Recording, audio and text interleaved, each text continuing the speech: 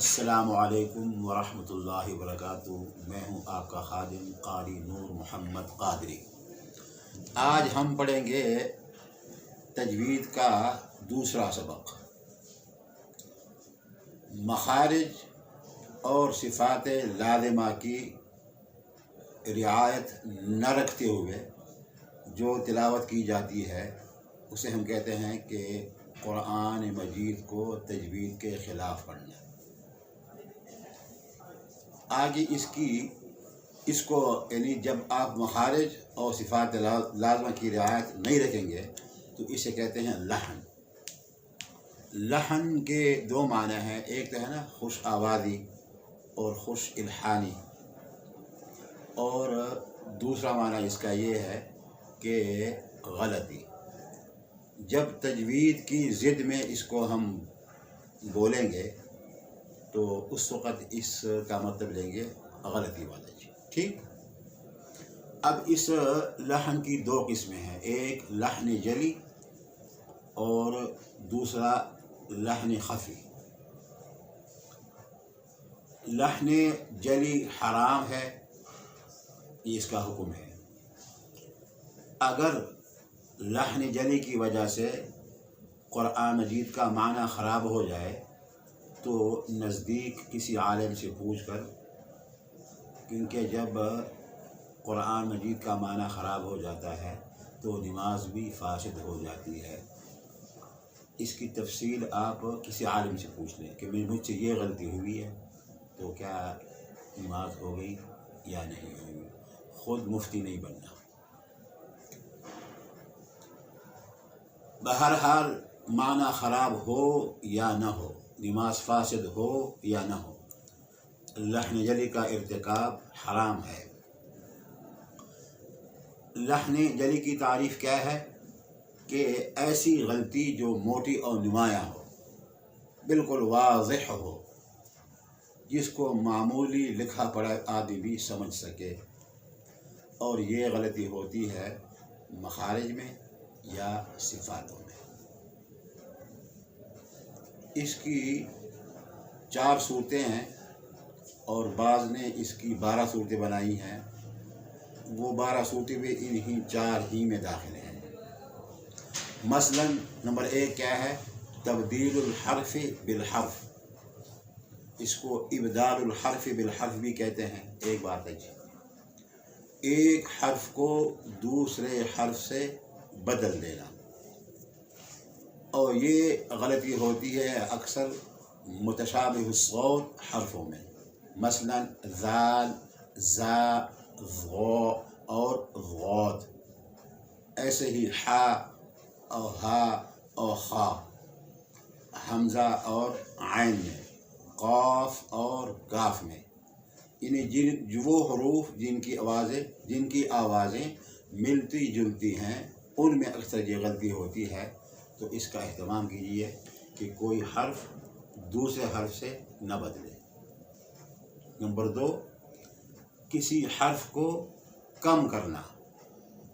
کم کرنے کا مطلب یہ ہے کہ حروف مدہ 3 ہے نا، الف، واو اور یا، جب ان کو آپ اپنی مقدار سے، الف 2 فتحوں سے بنتا ہے اور یا 2 کسروں سے اور واو 2 ضموں سے، اگر آپ الف کو ایک حرکت کے برابر کھینچیں گے تو گویا حرف ناقص ہوا۔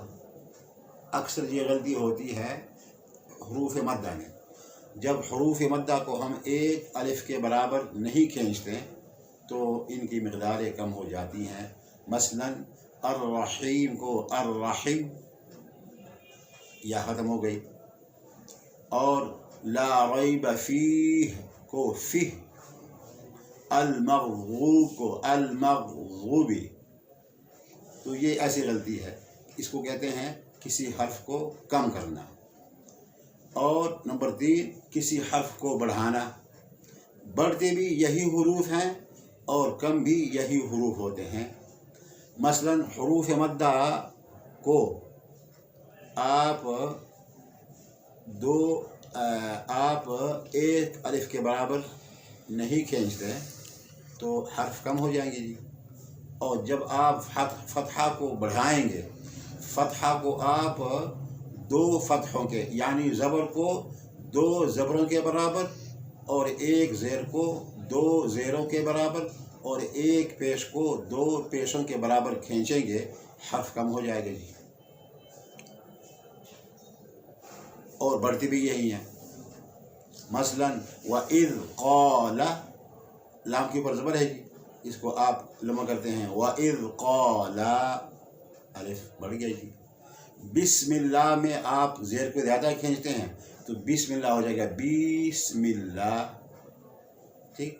الحمد للہ، دال کے پیش کو آپ زیادہ کھینچتے ہیں تو حرف بڑھ جائے گا الحمد سے الحمد للہ للہ. اور چوتھی قسم ہے جی حرکات اور سکنات میں غلطی کرنا. مثلاً انعمت میں تا کے اوپر زبر ہے، آپ نے پڑھا انعمت. ایاک نعبد، ایاک نعبد، ساکن حرف کو متحرک کرنا. مثلاً الحمد کو الحمد پڑھنا، لام ساکن تھا، آپ نے اس کو حرکت دی، اب یہ لام متحرک ہوا جی.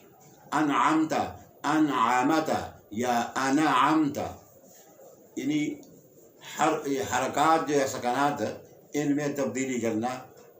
زبر کی جگہ پیش پڑھ دیا اور پیش کی جگہ زیر، اور اس طرح ساکن حرف کو متحرک کر دیا اور متحرک حرف کو ساکن کر دیا. اس طرح مد متصل اور مد لازم میں مد کرنا ضروری ہے، آپ نے مد نہیں کیا تو وقس علی ھذا. یہ چار صورتیں ہیں. اور لحن خفی کی تعریف کیا ہے؟ ایسی غلطی جو کہ صرف اس فن کے جاننے والے ہی اسے پہچان سکتے ہیں. مثلا نون میں کہیں غنہ ہے، کہیں اخفاء ہے، کہیں اظہار. اب یہ باریک بات ہے جی، لیکن رعایت اس کی بھی رکھیں کہ لحن خفی کا ارتکاب نہ ہو اور صفات عارضہ ادا ہوں. یعنی صفات عارضہ میں جو غلطی کی جائے گی اسے ہم تعبیر کریں گے لحن خفی سے. ٹھیک. اور اس کا حکم کیا ہے کہ یہ حرام نہیں ہے بلکہ مکروہ ہے، لیکن ماہر قراء کے لیے اس سے بچنا ضروری ہے. تو اس سے نہ تو تبدیل حرف بحرف ہوتی ہے، نہ اس سے نماست فاسد ہوتی ہے. اس کا تعلق صرف خوبصورتی سے ہے. مثلا رب العالمین میں را پر ہے، آپ نے پڑھا رب العالمین. اب را کی ذات تو کوئی اثر نہیں ہوا، نہیں پڑھا. را تو را ہی ادا کی، لیکن آپ نے اس کو مرقق پڑھا، باریک پڑھا جی. تو اس طرح جو ہے من یقول میں غنہ ہے، آپ نے پڑھا من یقول. آمنا باللہ، آمنا باللہ. الذی اطعمہم میں الذی اطعمہم مد منفصل جائز نہیں کیا تو یہ اس کو کہتے ہیں لحن جلی، اور یہ حرام نہیں ہے. نہ اس سے نماز فاسد ہوتی ہے، نہ اس سے قرآن کا معنی خراب ہوتا ہے. لیکن ماہر کے لیے ایک عائب ضرور ہے جی. اس سے وجہ سے اللہ تعالی ہم سب کو قرآن مجید صحیح پڑھنے کی توفیق عطا فرمائے اور ان تمام غلطیوں سے ہمیں بچائے. السلام علیکم ورحمۃ اللہ وبرکاتہ.